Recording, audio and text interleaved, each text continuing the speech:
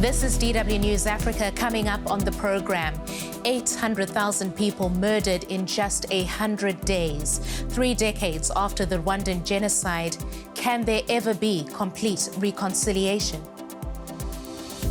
It was mass killing, ordered from the top, meticulously planned and executed without mercy. Tutsis and moderate Hutus massacred with machetes by vigilantes at roadblocks, with husbands even killing their wives. Many fled to churches, hoping to find sanctuary, but there was none. We meet Chantal, who managed to escape the killing in a church that became a mass burial ground. And we talk to a Rwandan filmmaker who discovered the colonial roots of the genocide, how Germany and Belgium seized and used Rwanda at the start of the 20th century, sowing the seeds of division, a deliberate policy of divide and conquer.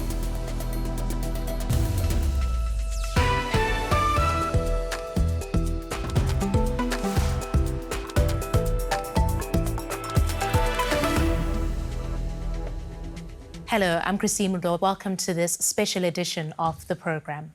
We're looking back at the 1994 genocide in Rwanda. The East African nation is marking 30 years since the start of a 100-day massacre in which 800,000 people were slaughtered. The killings were mostly carried out by extremists from the country's majority ethnic Hutus against the influential minority Tutsi population, but also moderate Hutus. Here's a reminder of how this brutal civil conflict shocked the world. And just to warn you, much of what you're about to see is distressing. April 1994, and a plane carrying Rwanda's president and his Burundian counterpart is shot down over Kigali. Juvenal Habyarimana and Cyprian Hachimura are killed along with everyone on board. Both men are ethnic Hutus. The next day, the genocide begins. Over 100 days, gangs of mainly Hutu extremists slaughter hundreds of thousands, mostly ethnic Tutsis, orchestrated by the Rwandan army and militia. Neighbours turning on neighbours with clubs and machetes. Thousands head to churches, many after being offered assurances that they would be safe. But nowhere is safe. Churches are later recognised as the sites of numerous mass killings. The extreme threat to life pushes masses of people to Rwanda's borders. Sexual violence is also used as a weapon, with as many as 250,000 women raped during the genocide. Behind the months of violence is a battle for power between Rwanda's ruling Hutus and the Tutsi-dominated Rwanda Patriotic Front rebel group. The mass murder eventually coming to an end when RPF fighters reached the capital Kigali in July 1994. Led by Paul Kagame, Rwanda's current president. In the days that follow, RPF takes control of the country, arresting those accused of being involved in the genocide. Over the years since, tens of thousands of Rwandans have been convicted, but hundreds more suspects are still at large. The numbers of the dead are impossible to comprehend. Take the example of the Nyamata Genocide Memorial Site, a single church where 5,000 people were murdered over the course of 3 days. DW's Mario Muller reports from the site of one of the worst massacres of the genocide. It's not often that Chantal finds the strength to come here, to her former church. Now a memorial to the Rwanda genocide, she says this is the place where she refused to die. Coming back to this place 30 years later, it is still a big wound, but it helps me to remember many of the people who died here. Their belongings are still here, frozen in time. And each piece tells a tale. A person's elbows tightly tied behind their back before being executed. Toddlers killed with their parents. The killings had started a few days earlier. Many Tutsi families, including Chantal and her children, sought refuge here, thinking they'd be safe. First, they threw grenades into the church, and many people lost their legs. There was so much screaming. Those who tried to leave the church were hacked with machetes. A place of sanctuary turned into a burial ground. The remains of more than 45,000 people rest at the memorial site, some on display, a reminder of the massacre. Chantal managed to escape the church, but was injured. We fled to a nearby school when I felt something hit me in the mouth and other parts of my body where I was holding my kids. I think it was a grenade. Then I saw that one of my babies had been killed. She hid in nearby bushes, but the Interahamwe, the Hutu militia committing the genocide, found her and hacked her with a machete, threw a rock at her head. Her friend lying next to her, hiding under banana leaves, was burned alive. They came back often. They rammed a spear into me, mocking us, saying, "You cockroaches don't die easily." I stayed in there for some time. My wounds were rotting. I had maggots falling out of them. Days later, her husband found her and brought her to safety. 30 kilometers southeast, another community is trying to reconcile with the past.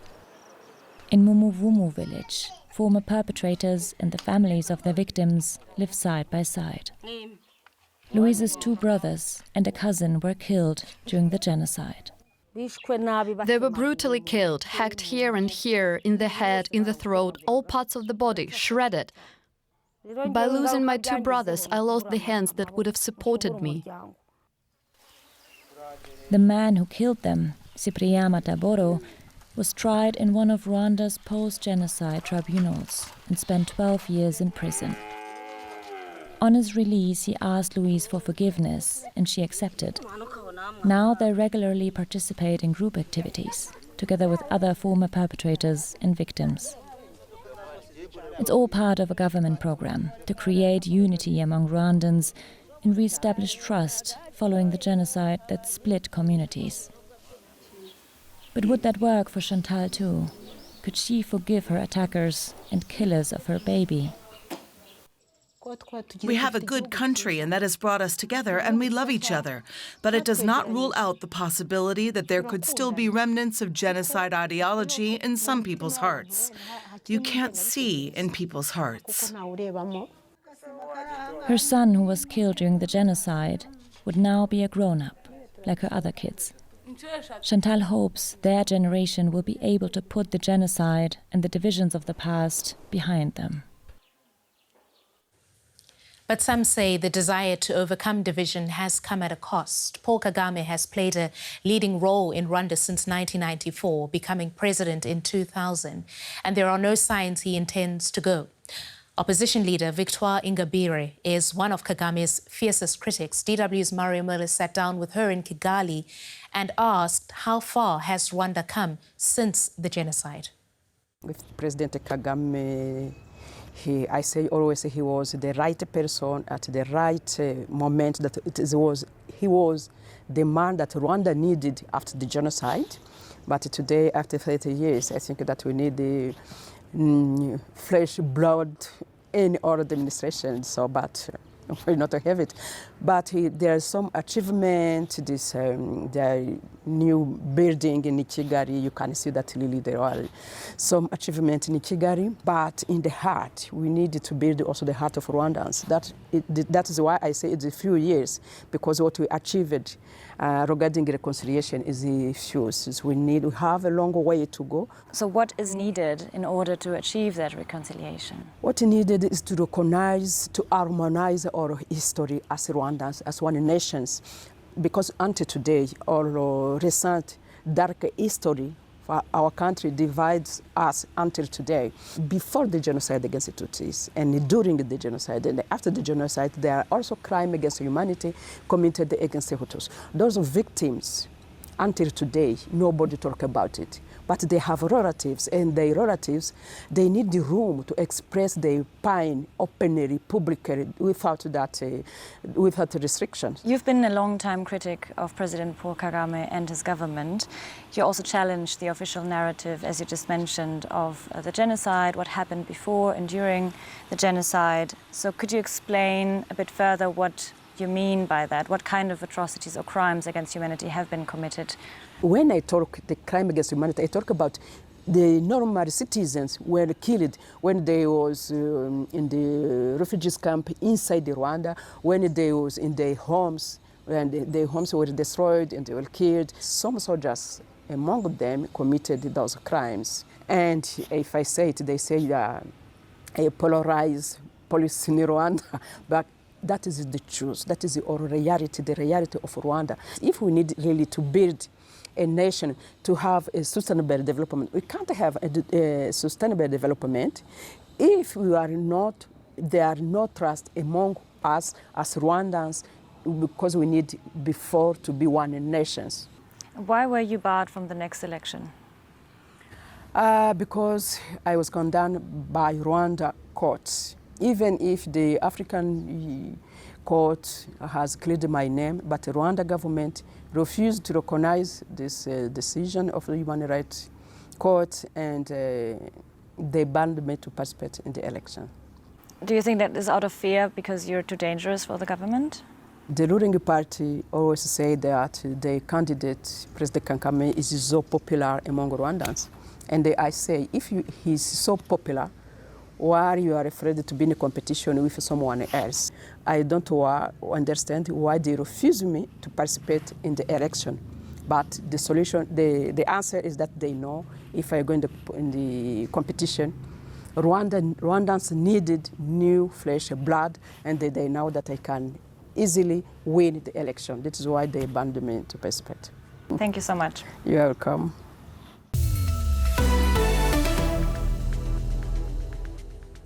Rwandan filmmaker Samuel Ishimwe's parents were killed in the genocide. He was 2 years old at the time and saved by his nanny. He's recently co-produced a documentary where he sought to understand what led to the mass murder. I'll be talking to Samuel Ishimwe after this excerpt of his film, which is called Reclaiming History, the Colonial Roots of the Genocide in Rwanda. This is Rwanda, a thousand hills paradise, the country I was born in. 30 years ago, when I was 2 years old, the genocide was committed here. My parents and a big part of my family were killed. I'm on a journey to find out about the roots of the 1994 genocide against the Tutsi in Rwanda. My name is Samuel Ishimwe. I'm a filmmaker. Why were my parents killed? I knew they were killed by the militia, but I didn't know why. And as a kid, I just thought it was war. But when I was 13, 14, 15, I started really asking questions to my family and reading books. And that's how I started understanding, okay, they were killed because of their ethnicity, because they were Tutsi. If we speak the same language, share the same culture, same country, how did we become different? What was our identity before Germans and Belgians came to colonize Rwanda at the end of the 19th century? Who divided us into Tutsi, Hutu, and Twa? Was it ourselves, or was it colonialism?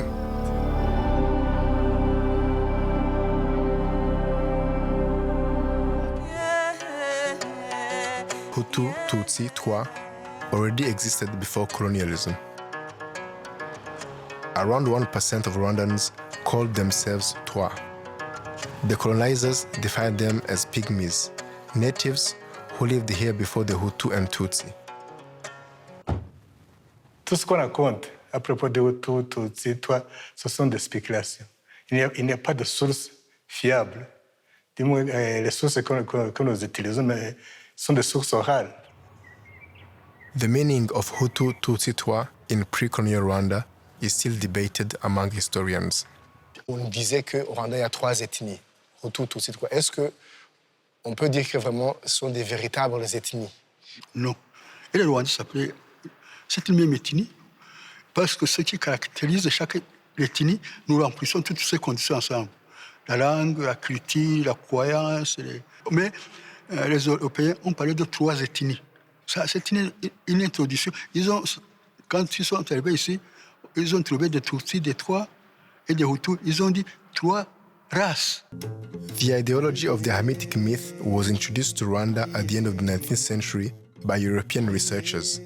They concluded that the Tutsi were the so-called Negro Hamites, who had immigrated from the north and dominated the supposedly indigenous Hutus for hundreds of years.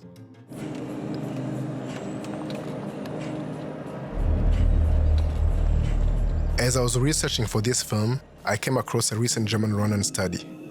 It revealed that there were around 900 human skulls kept in Germany.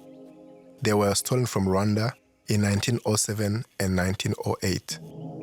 Most of them appropriated by an anthropologist named Jan Chekanovsky. For over 100 years, nobody in Rwanda knew about the existence of these human skulls. Those human remains have been used for classifying the Rwandans, just to prove that there is ethnicity in Rwanda. And the consequence has been the genocide perpetrated against the Tutsi. I'm learning a lot about how my identity was destroyed, how this division came about. A lot of that recorded history is in Europe, in Belgium, in Germany. So my next step now will be to go there and to see for myself.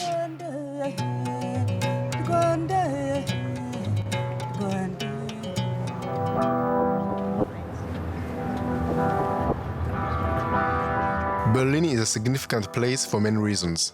First of all, the so-called Congo Conference, in which Africa was divided like a piece of cake and given to colonial powers, took place here in Berlin in 1884 and 1885. Racial theories to divide humanity into races were very popular, also at the Royal Museum for Ethnology. Director of the Africa and Oceania departments, Felix von Luschen, instructed colonial researchers to appropriate more than 9,000 human remains from German colonies, mostly skulls, but also full skeletons. Whoever did that opened the graves, took out the skulls, normally only the skull, for these racial studies, measuring typology with skulls, and the rest of the body was not important because you could not detect races. Many historians in Rwanda really pointed the finger at the Germans, saying they were the first ones to introduce racial theories. So I want to ask you if you think that somehow Germany can be held responsible in some type of form of the genocide in Rwanda in 1994. In a way, yes, because they brought this division between Tutsi and Hutu. The question is another one: is it a must that after this division, which the Germans brought to Rwanda, was it a must that 100 years later a genocide happened? The next stop of my journey is Belgium. In 1916, the Belgians took colonial control of Rwanda from the Germans. During World War I, Rwanda's King Musinga gave 1,000 Rwandan troops to the Germans to fight against the Belgians. But the Belgians won the war and took control of Rwanda under the mandate of the League of Nations. Systematically, they extended division between Tutsi and Hutu according to the Hamitic myth the Germans had brought to Rwanda.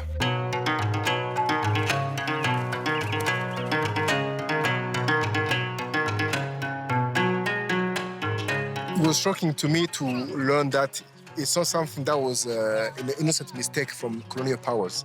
It was actually a systematic intention to teach this ideology and to divide people, and to actually work hard until these people believe that they're actually different. And I am joined in studio by the Rwandan filmmaker Samuel Ishimwe, who you saw in that film over there. It's really good to be talking to you. Welcome to DW News Africa, Sam. I was particularly struck, in fact surprised, to learn during the documentary that actually what Hutu and Tutsi identity was rooted in to start out with was class, right? So this was not sort of an ethnic difference between these two peoples. It was haves and have-nots. Yeah. But as you then take us through this documentary, we learn that the colonizers actually push the notion that there was a difference. Yeah, absolutely, that's right. And it's one of the biggest, I think, misconception, I think, in history, where you witness a proper creation of an identity that is not there before, and which had really big consequences in Rwanda and Burundi and some other regional countries. And that is the journey of the film, is really to go to the source of that, of where did this difference come from. So we saw you traveling across Rwanda, coming to Europe, a number of countries here as well. You met a lot of people, you spoke to a lot of people, a lot of research went into this. By the end of the project, what was the one thing you would have said stuck with you? It's really hard to tell because it's a lot to digest in this process. But I think one of the biggest thing that stuck with me is it's not that there was a creation of ethnicities in Rwanda and other countries, but there was an intention, actually, a colonial intention, a colonial project to actually push differences, not only creating differences, but also to politically push these differences and to make these people feel that they're different. And that was, for me, the biggest thing, that it was not a mistake. It was not like just an anthropological mistake. It was really a political will to divide people. It's very striking to discover that. Yeah, because we hear people in the argument about colonialism, you hear people making the point, and you highlight this as well, that, but colonialism wasn't all that bad. It brought civilization. No, it's a very stupid argument, because colonization was all bad. In fact, today we're still actually dealing with the consequences of that. It's not even only in the genocide in Rwanda. Even today, in 2024, we're still dealing with that, where it comes to borders, identities, destruction of cultural structures, beliefs. All of that is something that still has huge consequences on the African continent today. So I don't see any positive outcome from colonization at all. Civilization was there before, you know. Sam, your parents were both killed. You were 2 years old at that time. A lot of your family members were too.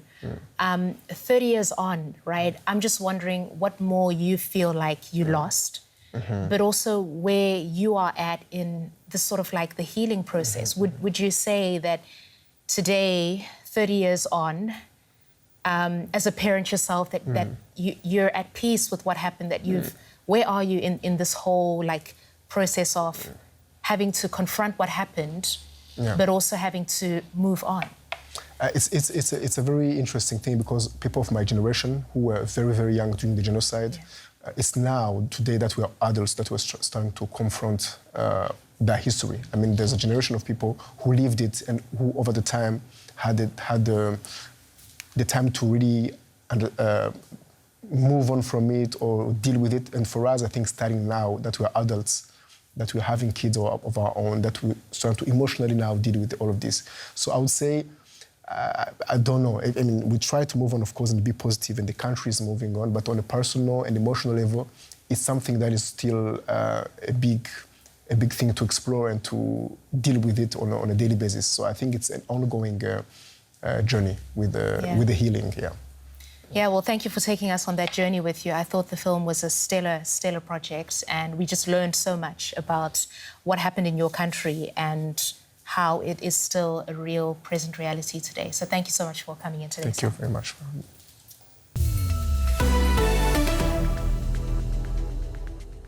And that is it for now. Be sure to check out our other stories on dw.com/Africa. We're also on social media. Now, you may have noticed the plaintive music in the film earlier. That was Sophie Nzaisenga singing the song Rwanda. Well, here it is in full, and we'll see you next time. Bye-bye.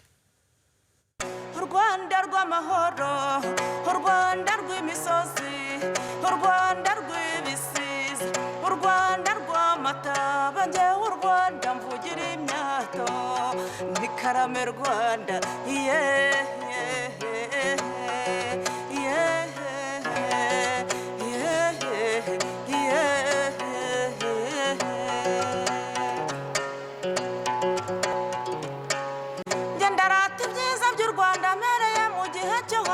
abantu babonaga bagasangira. Mu Rwanda rwo hambere habaga ubuyobozi hakaba umwami uyobora igihugu hakaba umutwe w'ingabo hakaba umutwe w'abaririmbyiga